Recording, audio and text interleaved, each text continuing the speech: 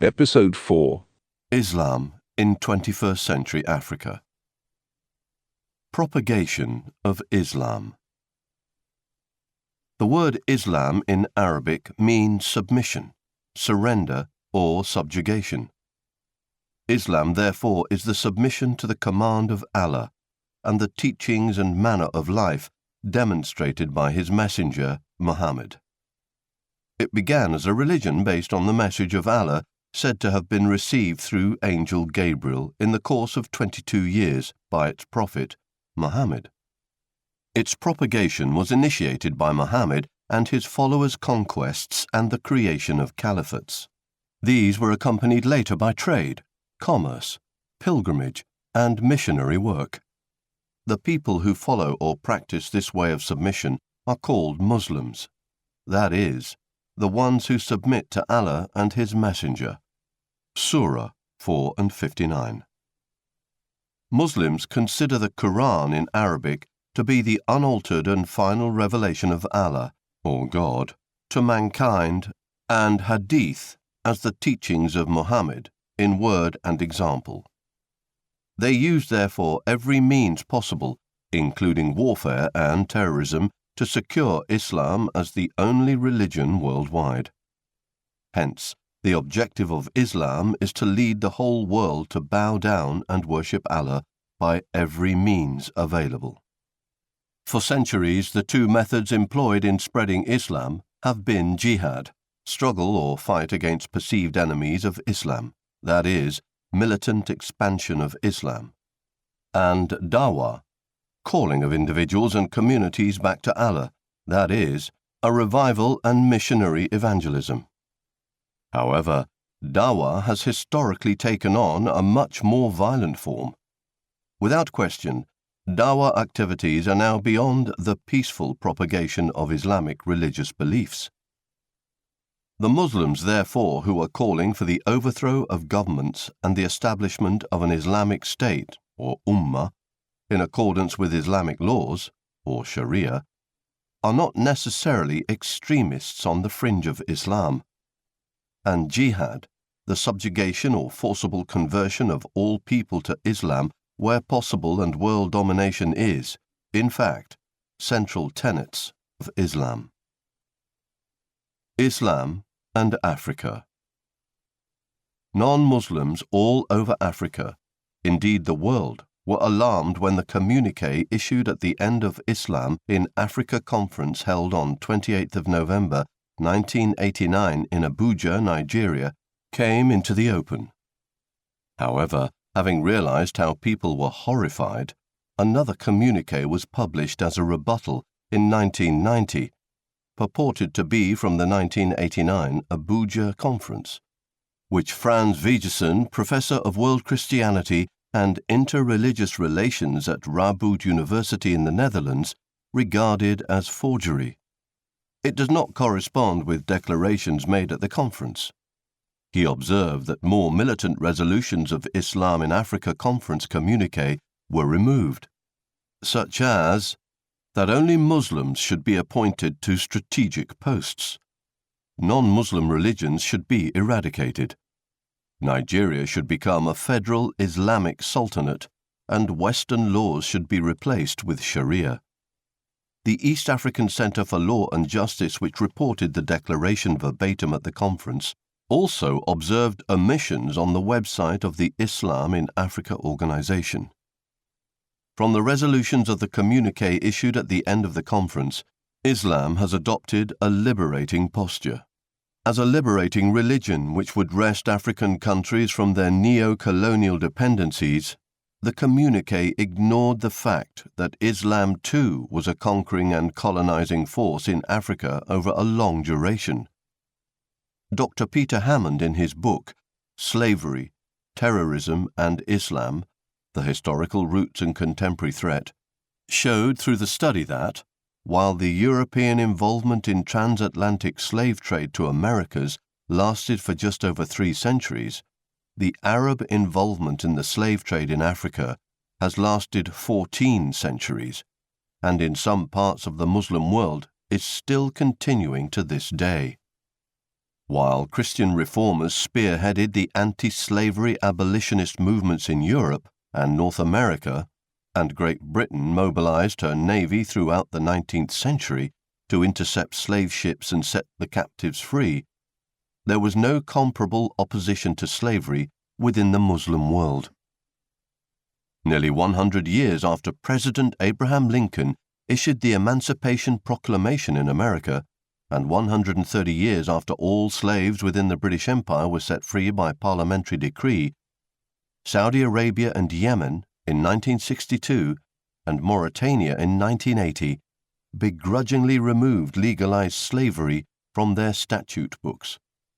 And this was only after international pressure was brought to bear. Today, numerous international organizations document that slavery still continues in some Muslim countries.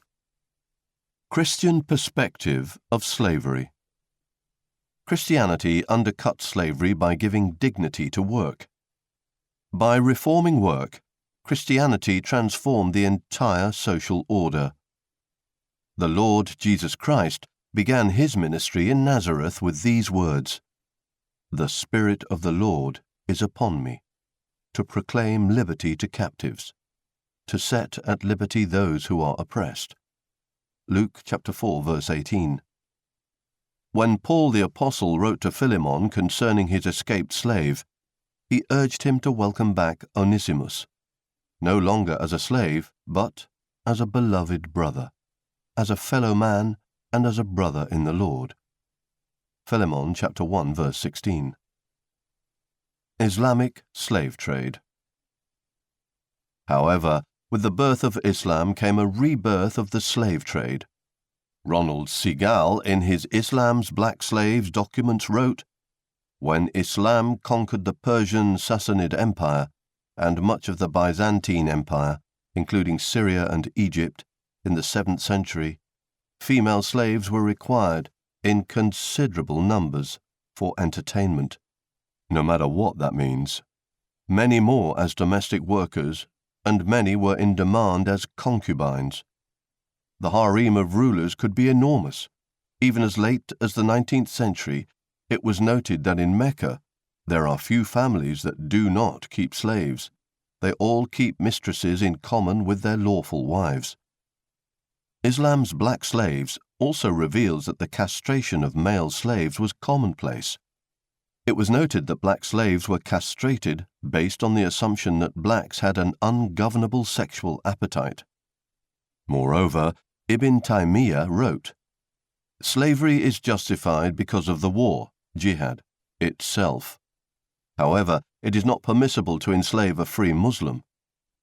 It is lawful to kill the infidel or to take his offspring into captivity. From Persia to Egypt to Morocco, slave armies were commonplace."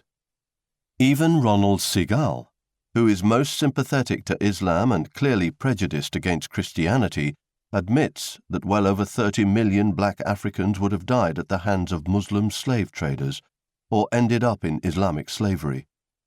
It is unconscionable, therefore, that an Islam in Africa organization or Islamic Ummah could show up as a harbinger of liberty and prosperity for Africa. The following is a document that arrived at Josiah Publishing. It read, "Top Secret, Document Number 1. The disclosure of an Islamic conspiracy to take over the entire continent of Africa. The following state secret was sent to the United States from Nigeria, West Africa, by an anonymous source. The intent and purpose behind this confidential exposé is to warn the world of clandestine plans now in operation for Islamic world domination." The document, received in the U.S. in mid-June of 1990, is a photocopy of an original. It is difficult to read due to poor reproduction. Therefore, to facilitate reading, it has been retyped verbatim in transcript form. At the end of this secret document are 3 Arabic signatures beside the presidential seal of the Federal Republic of Nigeria. Islam in Africa Conference, Communique, jointly issued by the Islamic Council, London, the Organization of Islamic Conference, OIC, and the newly founded Islam in Africa Organization, IAO. Further determined to evolve a permanent Islamic body which has firm roots in and is securely anchored to the long-standing ideals and values of Islam, designed to articulate the hopes and aspirations of Muslims in Africa and coordinate Islamic work variously undertaken by Muslim communities and organizations, and to initiate projects which would assist in improving the lives of Muslims on the continent and the Muslim world as a whole. We, the delegates assembled here at Abuja this first day of Jumada al-Awwal, 1410, 28th of November 1989, do hereby resolve to call Muslims throughout Africa to unite as an important part of the Ummah, which is blessed with the guidance and mercy brought by the Messenger of Allah, Muhammad. Praises be unto him. To urge Muslims who have been separated by imposed geopolitical barriers of artificial boundaries drawn up by imperialists to serve colonial and anti-Islamic interests, to cooperate with their brethren throughout the Muslim world with a view to reinstating a strong and united Ummah which is determined to fulfill the commands of Allah the Almighty. To call upon the ulama to close their ranks and thereby facilitate unity among the Ummah, and to urge them to unite and strive to remove all barriers between them and the general Muslim populace, especially the youth.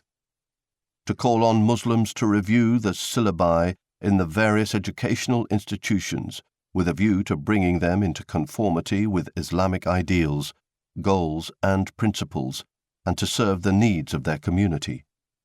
To urge Muslims to pay special attention to the education of women at all levels. To encourage the teaching of the Arabic language, which is the language of the Quran as well as the lingua franca of the continent, and to strive for the restoration of the use of Arabic script in vernacular. The conference salutes and highly commends the efforts that the Muslim youth are making in the service of Islam and pledges its full support for them in this worthwhile endeavor. To urge Muslims to establish strong economic ties between African Islamic countries and other parts of the Muslim world in order to facilitate mutual assistance and cooperation in commerce, industry, and finance, with a view to evolving a sound economic system based on Islamic principles. The conference notes the yearnings of Muslims everywhere on the continent who have been deprived of their rights to be governed by the Sharia and urges them to intensify efforts in the struggle to reinstate the application of the Sharia. The conference notes that modalities for the establishment of the African Muslim Media Practitioners Association in Nigeria has been set in motion.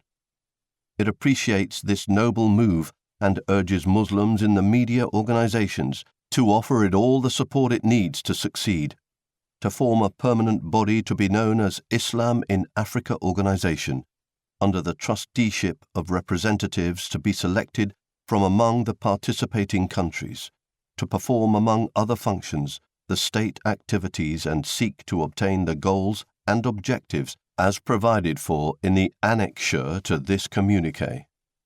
The conference unanimously expresses its gratitude and appreciation to the Government of Peoples of Nigeria for the interest shown in the conference, and in particular extends its thanks to the President, Commander-in-Chief of the Armed Forces of Nigeria, General Ibrahim Badamasi Babangida, for the stimulating inaugural address which he sent to the conference and was delivered by General Sani Abacha, the Chief of Army Staff of Nigeria.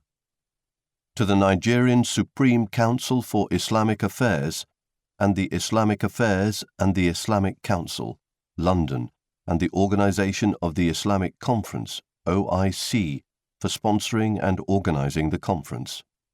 To the Planning Committee and other officers of the conference, for all the efforts extended to ensure the success of the conference. To scholars and other distinguished personalities who have presented papers and chaired sessions during the conference, and to all those who have either erected stands at or otherwise helped in making the exhibition a huge success. Inspired by the unity of Allah, the Creator and Lord of the universe, motivated by the Quranic declaration, "Verily, this year, Islamic Ummah is one," and determined to comply with Allah's directive contained in the Quranic ayah and hold fast to the rope of Allah and do not break up into factions, the participants at the Islam in Africa Conference on this first day of Jumada al-Awwal, 1420 AH, 28th of November 89, resolved to found the Islam in Africa Organization, IAO, with the following as its objectives, namely, undertake vigorous human resource development programs, to serve as a mouthpiece for the articulation of issues of common concern to Muslims in Africa and the Muslim world generally. Commission experts to write the history of Islam in Africa and of Muslims and their institutions from authentic Islamic viewpoint, and to retrieve literary works and artifacts pertaining to this. To establish Islamic tertiary and vocational centers, which are designed to train dawah workers who will be trained to acquire trades and skills, which will equip them to be self-employed and productive. To ensure the continuity of the noble work initiated at this conference. To cooperate with other national or international Islamic organizations for the attainment of its stated objectives. To promote unity, spiritually and materially, among Muslims all over the world, particularly in Africa. To promote peace, harmony and general human development and strive to remove all forms of discrimination. To support, enhance and coordinate dawah work all over Africa and propagate the knowledge of Islam throughout the continent. To encourage research efforts on Islamic matters and publicize the research findings. To undertake and encourage the translation into various African languages of Islamic works, their publication and distribution. To support the establishment and application of the Sharia to all Muslims. To encourage vigorous participation of Muslim youths in all spheres of its activities and to ensure that women are accorded their due rights and roles in society in accordance with the Sharia. To ensure the appointment of only Muslims into strategic national and international posts of member nations.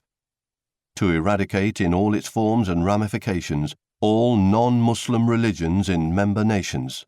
Such religions shall include Christianity, Ahmadiyya, and other tribal modes of worship unacceptable to Muslims.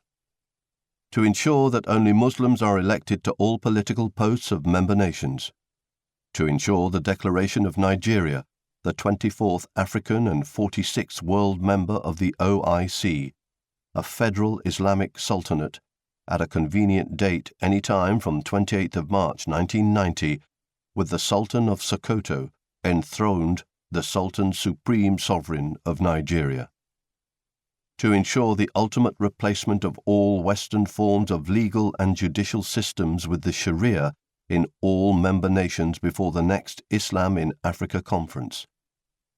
To organize an Islam in Africa Conference regularly as well as seminars, symposia, conferences, workshops, and colloquia. Towards the attainment of these ends, therefore, a steering committee with membership drawn from the following countries as well as the Islamic Council, London, and the Organization of Islamic Conference, OIC, has been set up, namely, number 1, Nigeria, number 2, Niger, number 3, the Gambia, number 4, Mauritania, number 5, Senegal, number 6, Libya, number 7, Tanzania, number 8, Sudan, number 9, Tunisia. The permanent headquarters of the Islam in Africa Organization, IAO, shall be in Abuja, Nigeria. The steering committee has been assigned the special task of the details of establishing the IAO in Nigeria, including structures and constitution within 6 months. The conference decided that the steering committee should also work out detailed plans for transforming a national political party in each member nation into a national Islamic party, and that the National Republic Convention, NRC of Nigeria, should be made to serve this purpose in Nigeria as the only recognized national Islamic party of Nigeria. These political parties so approved shall be the only ones to produce leading government, executive and legislative, functionaries. The NRC of Nigeria and other parties shall have their names changed to reflect Islamic nature of their purpose. The conference further agreed and decided that the IAO should, for the time being, operate from the facilities of the Islamic Council, London, and not from that of the OIC. That had become too controversial in Nigeria.